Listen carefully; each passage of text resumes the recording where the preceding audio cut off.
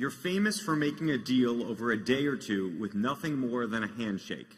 You pride yourself on the small overhead of doing the diligence mostly yourself. Other successful acquisitive companies use teams of internal people, outside bankers, consultants, and lawyers to do diligence, often over many months, to assess deals. Speed may be a competitive advantage. You've done some amazing deals. But does your diligence process also put us at greater risk? And if you're ever gone, how would you recommend Berkshire change how we approach deal making? Yeah, I get that question fairly often, often from lawyers. In fact, we talked to Munger, the law firm, and that was one of the questions I got, why we didn't do more due diligence, which we would have paid them by the hour for. We've made plenty of mistakes in acquisitions, plenty, and we made mistakes in not making acquisition. But the mistakes are always about making an improper assessment of the economic conditions in the future of the industry or the company. They're not a bad lease. They're not a specific labor contract.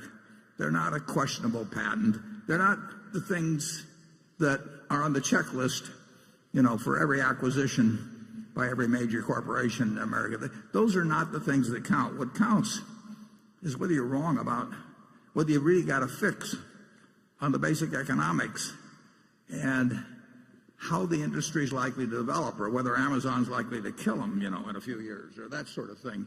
And we have not found a due diligence list that gets at what we think are the real risks when we buy a business. And like I said, we certainly made at least a half a dozen mistakes, and probably a lot more if you get into mistakes of omission. But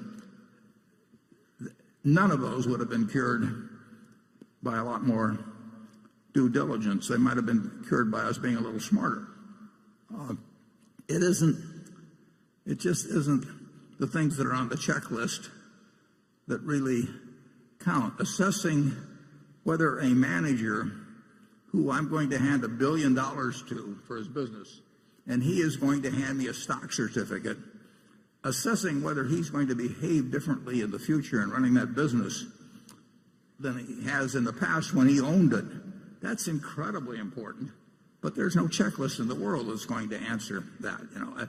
So if we thought there were items of due diligence, and incidentally there are a few that get covered. I mean, you want to make sure that they don't have twice as many shares out as you're buying or something of the sort.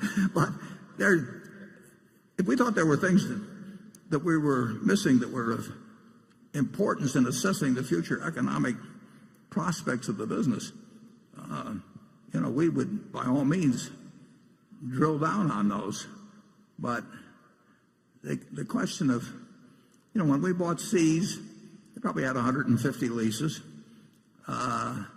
When we buy Precision Cash Parts, they have 170 plants. There's going to be pollution problems at some place, and that is not what determines whether a $32 billion acquisition is going to look good 5 years from now or 10 years from now. And we try to focus on those things. And I do think it probably facilitates things with at least certain people that our method of operation does cut down. You get into squabbles on small things. I've seen deals fall apart because people start arguing about some unimportant point, and their egos get involved, and they draw lines in the sand and all of that. I think we gain a lot when we start to make a deal. It usually gets done. Charlie? Well, you stop to think about it. Business quality usually counts on something more than whether you cross the T in some old lease or something. And the human quality of the management who are going to stay are very important. And how are you going to check that? As by due diligence, And I don't know anybody who's had a generally better record than Berkshire. in judging business quality and the human quality of the people who are going to lead the business after it's acquired. And I don't think it would have improved at all by using some different method. So I think the answer is that, for us at least, we're doing it the way we should.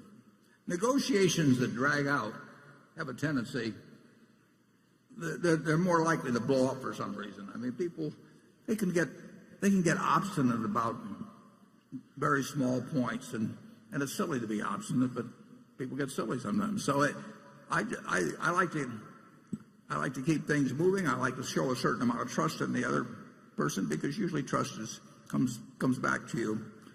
But the truth is, there's some bad apples out there, and spotting them is not going to come from looking at documents.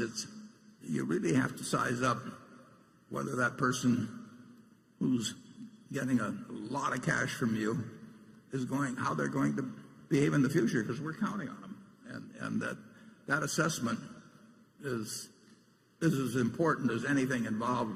We know all the figures and everything going in, and we know what we'll pay, and so we don't want things to get gummed up in negotiations. And I'm perfectly willing to lose small points here and then on a deal if I have the deal on the right terms. I don't believe in making and Tom Murphy taught me this. I mean, you just don't try and win every point. It's a terrible mistake. You make a decent deal, and if you find something that bends a little different some way, that's okay. If you think it's bad faith and gives an indication of the character of the person you're dealing with, then you got another problem, and you're lucky if you find that out early. Charlie, any more? How many people in this room who are happily married carefully check their spouse's birth certificate and so on? My guess is that our methods are not so uncommon as they appear.